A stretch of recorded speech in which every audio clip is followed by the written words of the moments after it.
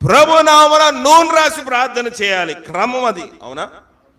మనం చీటాకు కడతాం, పసుపు కడతారు. ప్రభునామను ప్రార్థన చేసి పసుపు కట్టమలేదు దేవుడు. ప్రభునామను ప్రార్థన చేసి వెల్లుల్లిపాయలు కట్టమనలేదు. ప్రభునామను ప్రార్థన చేసి మిరియాలు గుండ చేసి కట్టమనలేదు. తగ్గిస్తాడు ప్రభు. తగ్గించరా అన్నాడు. ఇక్కడ ఆ సేవకులు ఏమంటారంట, ప్రభా నీ నామమున చీటాకు కట్టావు, తగ్గిపోయిందా?